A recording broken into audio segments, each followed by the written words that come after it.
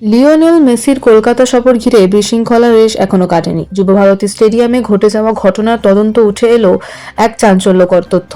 Sheet সূত্রে খবর, গ্রেপ্তার হওয়া উদ্যোক্তা শতদ্রু দত্তকে জেরা করে জানা গিয়েছে মেসি অতিরিক্ত ঘনিষ্ঠ আচরণ একেবারেই পছন্দ করেননি। পিঠে হাত দেওয়া বা জড়িয়ে ধরা এই ধরনের আচরণে তিনি অস্বস্তি প্রকাশ করেছিলেন বলে তদন্তকারীদের জানিয়েছেন শতদ্রু। শত্রুতার দাবি, বিদেশ থেকে আসা নিরাপত্তা রক্ষীদের কাছেও এই বিষয়টি জানিয়েছিলেন বিশ্বকাপ জয়ী তারকা।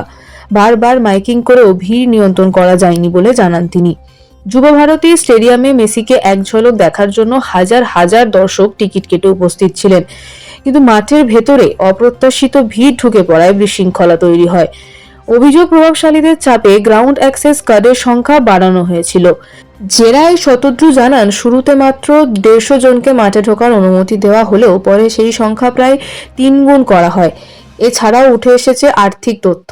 শতদ্রুর দাবি অনুযায়ী মেসির ভারত সফরে মোট খরচ হয়েছিল প্রায় 100 কোটি টাকা। এর মধ্যে পারিশ্রমিক ও কর মিলিয়ে বিশাল অঙ্ক ব্যয় হয়। টিকিট বিক্রি ও স্পন্সরদের মাধ্যমেই সেই অর্থের বড় অংশ জোগাড় করা হয়েছিল। এই ঘটনায় ইতিমধ্যেই 9 জন গ্রেপ্তার হয়েছেন। তদন্ত এখনও চলছে। মেসিকে ঘিরে এই বিশৃঙ্খলার নেপথ্যে আর কী তথ্য সামনে আসে, সেদিকেই এখন নজর।